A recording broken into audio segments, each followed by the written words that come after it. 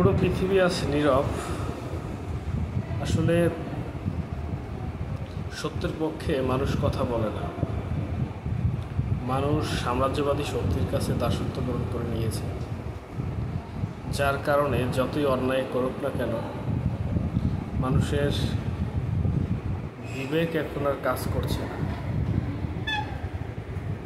মানুষ অর্থনৈতিকভাবে সাম্রাজ্যবাদী শক্তির কাছে এমনভাবে তারা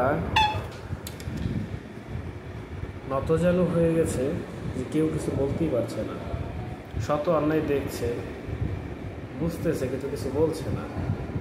যেরকমটা আমরা দেখতে পাচ্ছি ফিলিস্তিনে ইসরায়েল মানবাধিকার লঙ্ঘন করে যে গণহত্যা চালিয়েছে, সেখানে আমরা প্রতিবাদ দেখছি সারা বিশ্বে, কিন্তু সেখানে জাতিসংঘের কোনো ভূমিকা এখন পর্যন্ত চোখে পড়ার মতো কোনো ভূমিকা আমরা দেখতে পাইনি।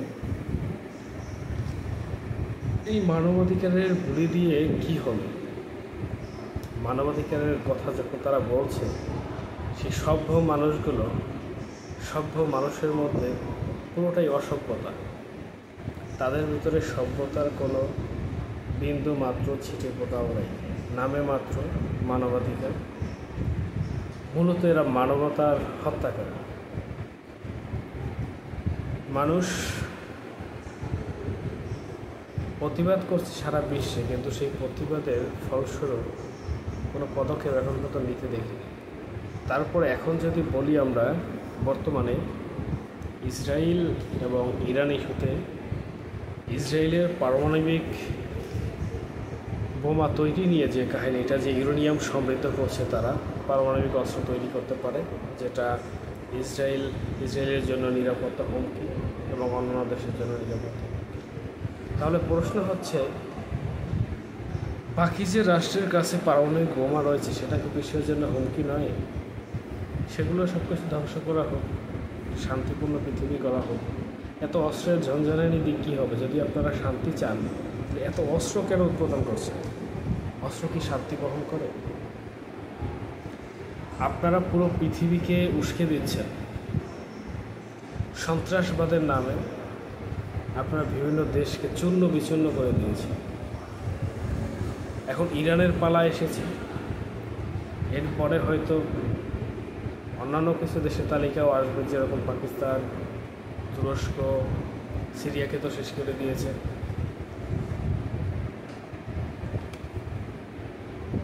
সৌদি আরব, তারাও তাদের মতো আছে। মধ্যপ্রাচ্যের সব রাষ্ট্রগুলোই এখন খুবই চিন্তিত, কারণ এই যুদ্ধ আঞ্চলিক যুদ্ধের রূপান্তর নিতে পারে। দীর্ঘদিন অতিবাহিত হলে মানুষ যেটা তৃতীয় বিশ্বযুদ্ধের সংখ্যা করছে সেটাও করতে পারে। সর্বোপরি মিথ্যে প্রতিশ্রুতি মানুষকে দিয়ে কতদিন আপনারা আপনাদের সাম্রাজ্য টিকিয়ে রাখবেন? পারমাণবিক অস্ত্র উৎপাদন যেন না করে, এই জন্য আপনারা আলোচনাও করছেন, আলোচনার মাধ্যমে আবার হামলাও করছেন। এই হামলা মূলত ইসরায়েলের হামলা না, এই হামলা আমেরিকার হামলা। ইসরায়েলের মাধ্যমেই আমেরিকা যুদ্ধ করছে এবং এই যুদ্ধের মাধ্যমে মধ্য এশিয়াটাকে পুরো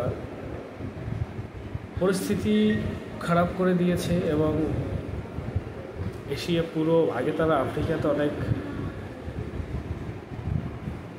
হামলা চালিয়েছে সন্ত্রাসবাদের নামে, আফ্রিকার মূল্যবান সম্পদ লুণ্ঠন করেছে। এখন তারা এশিয়ার দিকে চোখ রাঙাচ্ছে, এশিয়াকে ধ্বংস করার পায় তারা চলছে। ইন্ডিয়া পাকিস্তানের মাধ্যমে, চীন ইন্ডিয়া পাকিস্তানের মাধ্যমে, রাশিয়া ইউক্রেন, এতদিন দেখেছি গাজা, ফিলিস্তিনের গাজা এবং ইসরায়েল, এখন দেখছি ইসরায়েল ইরান। পুরো এশিয়াটাকে তারা যুদ্ধ বিধ্বস্ত করে দিয়েছে। সিরিয়ার বাশার আল আসাদের পরে সিরিয়ায় ইসরায়েলের বিমান হামলা, এখন দেখছি ইরানে ইসরায়েলের বিমান হামলা বিনা উস্কানিতে, কোনো কারণ ছাড়া। সর্বোপরি সবাইকে আল্লাহ পাক বুঝদান করুন, সবাই তাদের বিবেক এবং বুদ্ধিমত্তা দিয়ে সফলতার পরিস্থিতি মোকাবেলা করার মতো তৌফিক দান করুন।